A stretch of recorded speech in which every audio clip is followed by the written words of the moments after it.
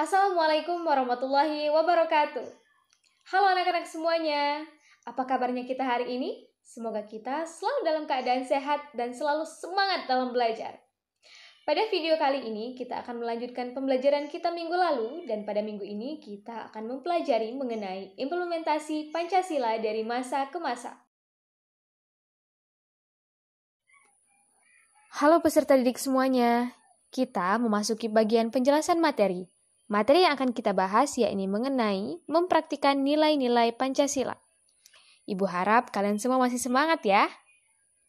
Sebelum melanjutkan ke pembahasan materi, seperti biasa, kita perlu mengetahui tujuan pembelajaran kita hari ini.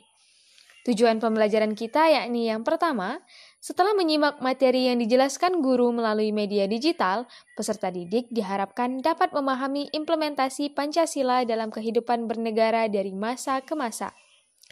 Yang kedua, setelah berdiskusi dengan kelompok, peserta didik diharapkan dapat menyelaraskan tindakan sendiri dengan tindakan orang lain untuk melaksanakan kegiatan dan mencapai tujuan kelompok. Oke, masuk ke materi. Bagaimana implementasi dari Pancasila? Indonesia dihadapkan pada perkembangan dunia yang sangat cepat dan mendasar, seiring dengan berpacunya pembangunan bangsa-bangsa. Dunia saat ini sedang terus dalam gerak mencari tata hubungan baru, baik di bidang politik, ekonomi, sosial budaya, maupun pertahanan dan keamanan. Maka Pancasila perlu menjadi pondasi dalam setiap kehidupan bernegara kita, agar kedaulatan dan kesatuan bangsa kita tetap terjaga.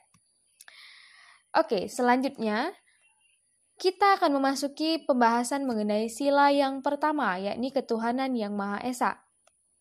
Kita ketahui bahwa Indonesia merupakan negara berketuhanan di mana kita wajib beragama dan memiliki kepercayaan. Sebagai warga negara, kita harus beragama, memiliki kepercayaan dan bertakwa, serta menjalankan ibadah kepada Tuhan Yang Maha Esa atau kepercayaan yang kita anut. Di Indonesia terdapat beberapa agama yang diakui dan terdapat banyak kepercayaan yang dianut oleh warga negara Indonesia. Heterogenitas tersebut terdampak pada mudahnya ketersinggungan dengan alasan perbedaan. Maka dari itu perlu dibangun hubungan baik antar pemeluk agama dan kepercayaan. Perlu adanya toleransi dan semangat persatuan dan kesatuan sebagai bangsa Indonesia. Kita beralih ke sila yang kedua, yakni kemanusiaan yang adil dan beradab. Sebagai manusia yang merupakan makhluk sosial, kita perlu bersosialisasi dengan orang-orang di lingkungan sekitar kita, anak-anak. Dalam bersosialisasi, Pancasila mengamanatkan kita untuk memiliki sikap tenggang rasa dan mengesampingkan perbedaan untuk kemudian tetap mengedepankan persatuan dan kesatuan sebagai bangsa Indonesia. Saling membantu, menasihati tanpa memandang latar belakang orang lain merupakan salah satu langkah kecil yang bisa kita lakukan untuk mengimplementasikan Pancasila sila kedua.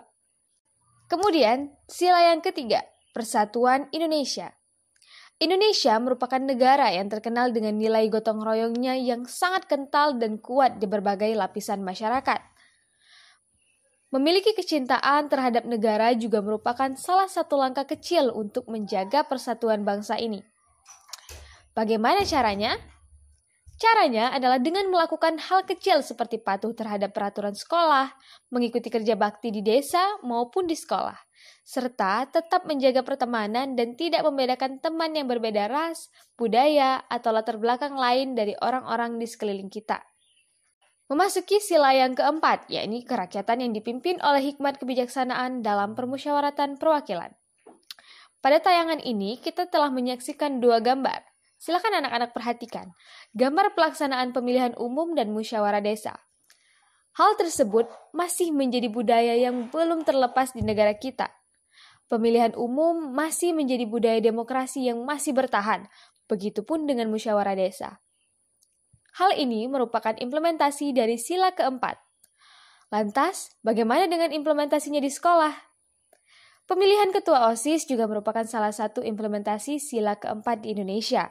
Kemudian saat memilih ketua kelas, warga kelas melakukan musyawarah ataupun memilih ketua kelas tersebut dengan sistem voting.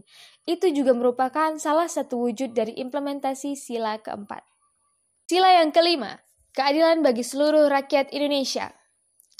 Sebagai manusia, kita memiliki hak dan kewajiban sebagai makhluk ciptaan Tuhan.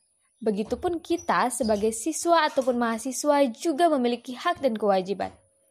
Dalam mengimplementasikan sila kelima, kita perlu mengetahui dan sadar akan hak dan kewajiban yang kita miliki.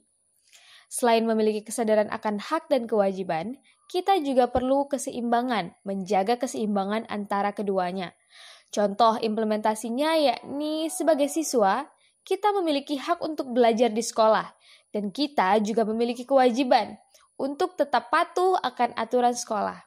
Dengan hal itu, sila kelima terjalan dengan baik. Baik, itulah tadi materi terkait mempraktikkan nilai-nilai Pancasila. Semoga dapat dipahami dengan baik ya. Semoga dapat bermanfaat. Terima kasih.